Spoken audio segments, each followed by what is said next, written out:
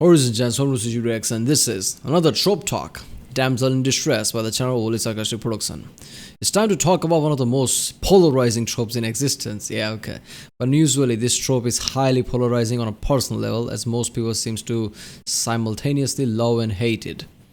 I think it's more of a vogue thing of today's culture because it's not really feminism if it's damsel in distress. I guess that's the reason. I think that's the only reason I can think of. So yeah. There is a trope that can be done really well or really badly, and when it's done well, it can work really well. Okay, but when it's done badly, it can be tedious at best and downright insulting at worst. Yeah. But today we'll be talking about what happens when you do damseling right, because I'm optimistic like that. Yeah, who's your favorite damsel and what kind of damseling do you think works best? Drop a comment to let the world know. I think damsel in distress is the core storyline of Super Mario. I don't know. I don't remember any the famous damsel in distress. I can't remember it right now. So yeah, I don't know. But this is going to be a fun video anyway. This is my channel Oli Sakashi Production. Remember people, if you like my reaction, don't forget like subscribe. Check out the reaction. There's a link in the description. Check out the cast of the playlist like OSP reaction. Upload lots of videos in 24 hours. You know, most time I upload 2 videos of OSP every day. One of them is usually history or trope talk, and 6 or so hours are mythological videos. So check out the playlist. Maybe you missed some of them. Check out the playlist too, like CGP Grey, Internet Historian, Oversimplified, History, Tier Zoo, and yeah, let's do this one.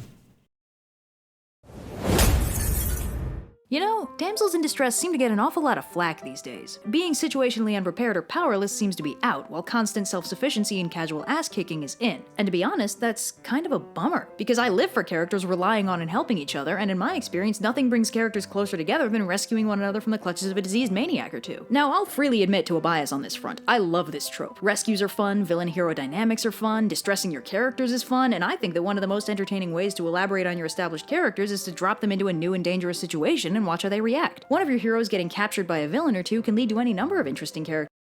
Yeah, first of all, I don't think damsel in distress just means one of your team member getting captured. I don't think that's how it works. That could be just me, but I think damsel in distress usually means a character that is not one of the protagonists or one of the, I guess, center of the story character, like, I think. And you know, that's basically a female, and oh, she's a female, she's weak, so I guess need a hero to save her. That's the mentality usually goes. So damsel in distress usually doesn't apply to team members, I guess. Like saying Justice League, if Wonder Woman gets captured and Superman goes to save her, that's not really damsel in distress, is it? Because Wonder Woman is never a damsel in distress. She's Wonder Woman. She's never weak, but it's just, you know, conditions that happen that she got captured and she needs somebody to help her. So that's not damsel in distress, I think. And usually damsel in distress is polarizing because of today's culture. It's like, you know, females are not weak, you know, just portraying that, you know, oh, female is weak, she got captured, need another man to save or something like that. That's the mentality goes. I don't think that's the case with damsel in distress. If the story is done right, it could be, I guess, great storyline. But I guess that's why it gets so flack, because of today's culture. And yeah, Interactions that might not be possible otherwise. Your hero will have dynamics with their captor, the other heroes will have a new dynamic in their absence, and if you've got a passion for complex plans, your rescue mission can be as complicated as you want it to be. It's like a playground, but for emotionally ravaging your characters. The best kind of playground for any author to play around in. But on the other hand, it might be kind of surprising to some of you that I'm such a huge fan of this trope, especially considering that the most recognizable version of this trope is the classic damsel in distress, a famously flat and empty female character, and not one that I particularly relate to or like. Now, I've made my personal character preferences and annoyance towards certain gendered biases fairly clear in earlier videos. The short of it being that because I'm both female and fairly manly, I get a kick out of seeing manly badass female characters, and the opposite of a kick out of seeing exclusively fragile and or feminine ones without much agency. There's nothing wrong with those character traits, and there's obviously nothing wrong with being feminine or not having the objective of ideological manliness in real life. I just personally prefer seeing characters that I more fully relate to than feeling restricted by primarily seeing characters that I really can't fully relate to. So obviously, both the lack of agency and the widespread usage of the classic damsel in distress really bugs me. So why do I like this trope if, logically speaking, speaking, I should hate it more than life itself. Yeah. Well, the thing is, the classic damsel in distress, the princess in the tower, the kidnapped girlfriend, whatever, she's nowhere near the only way to write a damsel in distress. See what she said, that's why this is polarizing, because most people are like, oh, this is bullshit, this classic damsel in distress. That's why, this trope is such a polarizing for people. Like, come on, man, that's not the case with all females. This is stereotyping, something like that. This is gender bias. Females are always weak and require a man to save her or something like that. But yeah, if done right, it could be great, I guess.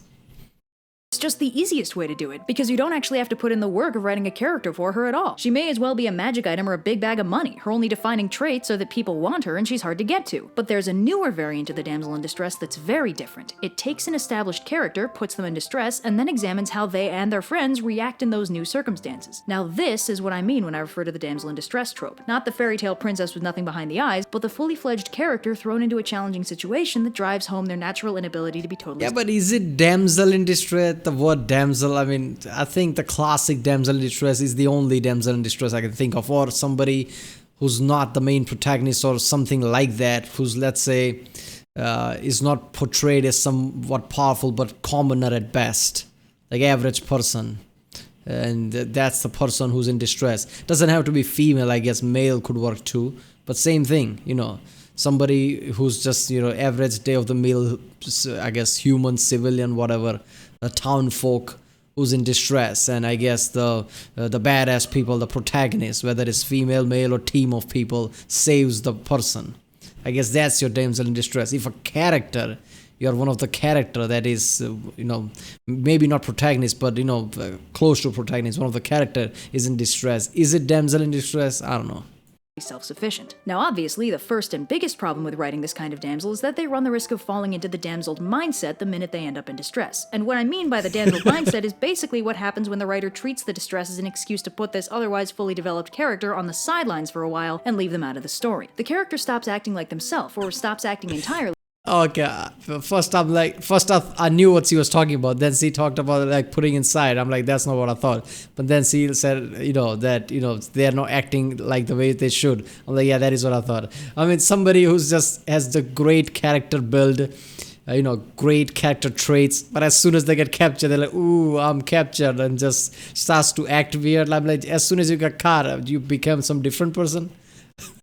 As soon as they get sufficiently distressed, because the writer has benched them for the duration of their time in distress. They've gone from being a character to being a story reward. You definitely know what I'm talking about. We can all think of a character who got dropped into a bad situation and immediately stopped all attempts at self-preservation. This usually happens because the writer has a dramatic rescue queued up, so from the plot perspective, the character doesn't need to save themselves. But it's generally out of character for anybody to find themselves in a bad situation and immediately decide they're stuck there until further notice. This is the damsel mindset, and the trick is that every damsel category I'm about to talk about from here on out does not have it. The damsel mindset is a writing error that puts a damsel character on a shelf for the duration of their time damsel, rather than working through how they'd logically act in the situation. It basically turns them into the classical characterless damsel until they get undistressed. For a quick example, some powerful character basically get captured, and for the sake of the story, because the rescue seems to feel really important, they act really weak and just weird, not in one of those characters. Like, only example I can think of right now is in WWE, how one of the times where referees get hit and they just lie down even with a slap, like they got knocked out or something. I guess something like that. Suddenly they become weak. Example of someone who's damseled but not in the damsel mindset, there's a moment in the Legion of Superheroes cartoon, minor spoilers for episode 2, where Saturn Girl, a squishy telepath with very little physical combat ability and the color palette of Princess Peach, gets dogpiled by a load of robots. Watching this, you'd be thinking, uh-oh, she's psychic, they don't have minds, so I guess Superman is gonna have to swoop in and bail her out because she can't do anything here. At which point she busts out this psychic shockwave move and disables all the attacking robots before passing out. She then wakes up in a cave with a werewolf thing that, as it turns out, is not hostile, although before this becomes obvious, when it's still a captive damsel situation, she kicks him in the face and makes a break for the exit. Classic distress scenario, classic damsel archetype. She doesn't even get out of distress by herself, but without the damsel mindset, she doesn't fall into being a classical damsel, and she's a lot more interesting to watch. So basically every variant we're about to discuss is a character type that has been damseled, but has not been written with a damsel mindset, meaning they're still going to be acting in character. This is important because the entire benefit of this version of the damsel in distress is the unique kinds of character interactions you can get from these scenarios. You're basically kneecapping yourself right off the bat if you forget to actually write the character character at the center of the whole distress storyline. One side note real quick. There is one reason to break out something resembling the damsel mindset. Sometimes a character can be emotionally broken or working through some stuff, and during that time will be unwilling to try and save themselves. This looks like classical damseling, but this isn't a negation of their character. It's putting their character through something really upsetting and portraying that to the audience by having this normally active character be utterly dispassionate about their own safety and well-being. This one's good for character development and audience knife twisting. Anyway, moving on to the major damsel classes. The simplest kind is, let's call her the neoclassical damsel. She looks like the classical damsel, but she's got a personality in there and hasn't fallen into the damsel mindset. This is pretty much the only visible difference between the two. She's still not very physically strong and almost certainly can't fight her way out of most, if any, situations. As a result, this variant is also, for the most part, either female or a child, since adult male characters are generally assumed to have at least a little combat capacity under their belts. Bottom line is, she's imprisoned and can't escape, but she does have a character. It hasn't been sacrificed by the writer for the benefit of a dramatic rescue. There are basically 3 specific subvariants, though of course there are endless possibilities since the only requirement for this subclass is that the damsel be ineffectual in a straight-up fight. There's the defiant damsel, who might be imprisoned but is most certainly not going to make it pleasant to have her around. Then there's the play-along prisoner, who might take advantage of her proximity to the bad guy to ingratiate herself to him and obtain valuable information, or even reach an advantageous position where she'll be able to backstab him later. And then there's the broken damsel, who's rather more depressing than either of the other two. This is what I mentioned before, that is, the thing that looks like the damsel mindset but isn't. Interestingly, this third variant is also pretty much unisex, especially since the broken damsel can serve as a very effective villain backstory. Your buddy gets captured, you find him 10 years later traumatized and stabby, it's a tale as old as time. Anyway, moving on from the baseline, there's also the unprecedentedly competent damsel, a trope which is frequently female. I mean, yeah, that is true. I mean, that, damsel in distress, basically, where they have character, even though they are not going to do anything because they're not really powerful, but they still have the character traits. They are, a bit of, whatever their character personality is, angry, so they'll show anger or whatever. You'll see their character personality in them, even while being captured. No, oh no, I'm captured, you're gonna hurt me, not that. So yeah, that is, I guess, right now, that is one of the most famous damsel in distress kind of thing, because your classic damsel in distress would not work today. If anybody does that, people will get pissed about it. So I guess that is your, right now, to whatever damsel in distress there would be, it would be like that, where their personality is still there, but they are still can't do much about it. They're captured.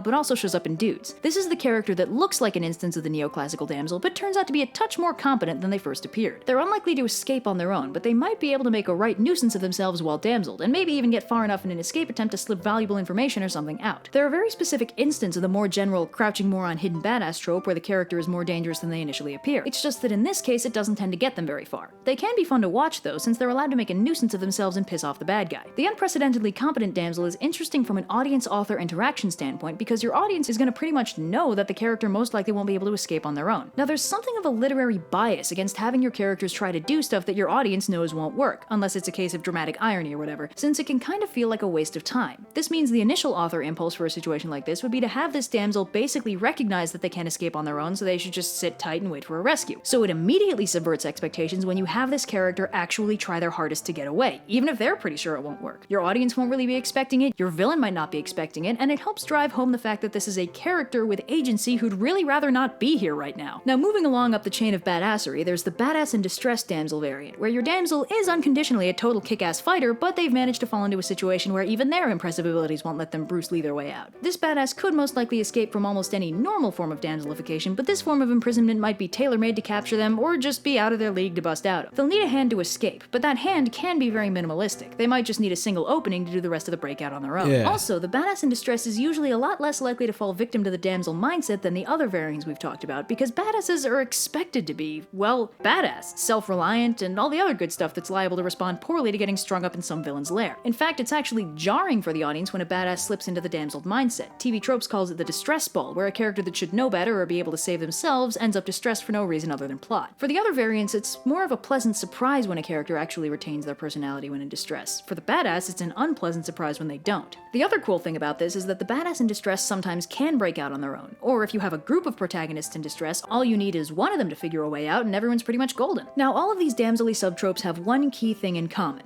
The characters are damseled because they lack total self-sufficiency. They need people because they can't do everything alone, and this becomes tangible when they are alone and can't do something that they would really rather do, like beat the supervillain or escape the tower. Now, this isn't important because it's a plot twist or anything. If it's a plot twist that your character can't do everything on their own, you might want to re-examine how you've done the power balance of your protagonists. No, the fact that a lack of self-sufficiency is central to the damsel trope is important because that qualification applies to literally every character in existence. Don't believe me? Even Batman has been damseled, and this was like a good Batman, where he was characterized as being crazy prepared and pretty much entirely self-sufficient. Yeah, Batman, but that's not really a good example, is it? In the world of, I guess, Superman, Batman is the one who doesn't have power, and yet still badass. So sometimes he gets captured.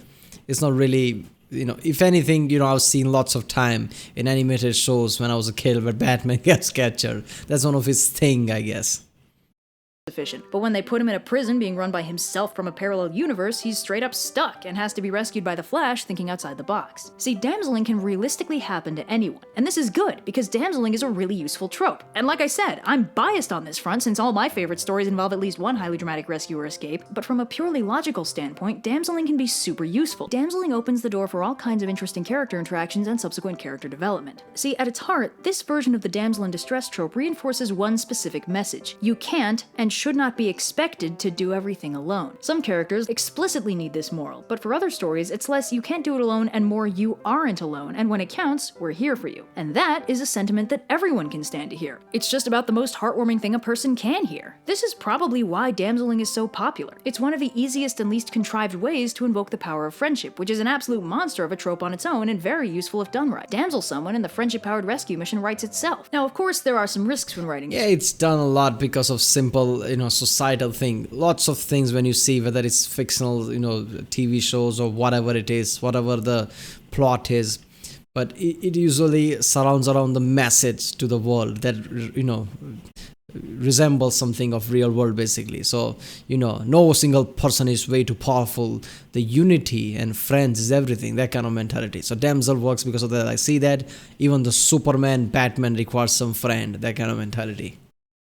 Trope. I brought up the distress ball when I talked about the badass in distress, which is where a badass character falls into the damseled mindset despite having no business being that accepting of a bad situation. This can happen out of habit or because the writer wants to focus on the dynamics of the reduced team rather than the missing character, but a lot of the time the real reason for this is, well, the writer really wanted to put this character in distress and make him helpless and kinda skipped over the part where they figure out how and why that would ever happen. Sometimes they contrive the situation so they can write a rescue romance, but sometimes it's straight up author appeal and you can usually tell by how oddly specific the terms of distress end up being. Some writers like distressing their characters. I get it. Just make sure it makes sense and you're fine. But the bottom line is when a character gets damseled, the major risk is that the author forgets to write the damseled character in favor of focusing on the rescue. And this isn't always a bad thing. Sometimes it can be deliberate in order to keep your audience on edge. Because if the writer wants to keep tensions running high, they just won't tell you what's happening to the distressed character until the rescue party actually smashes down the door. There's also a couple wacky and not so wacky damseling variants that— Well, actually, it could work in a way like,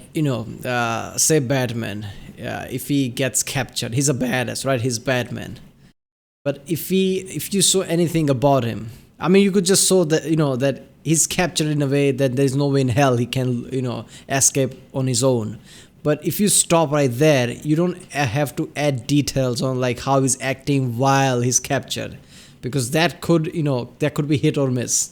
That could strengthen his character or just feel weird. Like Batman has this aura of being serious and badass. Now, if you show him being captured and, I guess acting in certain way, trying to talk his way out of it, that would feel weird. Like Batman is trying to talk his way out of it. So I guess sometimes not saying anything and just being, stuck and, prisoned or whatever, being in distress while the rescue is taking place, while he doesn't do anything because he can't do anything. And let's just leave it there. Maybe that saves the character in a way.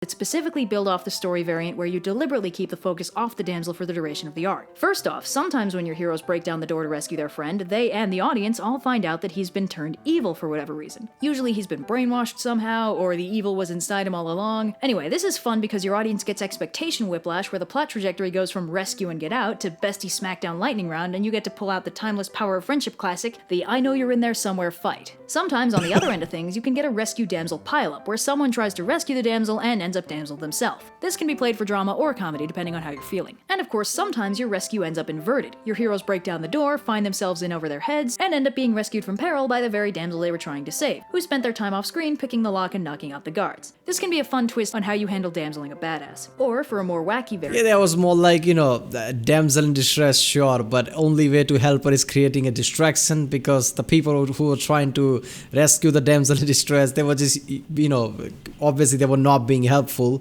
because they are not as strong, but they were just being a distraction. So, the damsel in distress can free herself because of the distraction, I guess.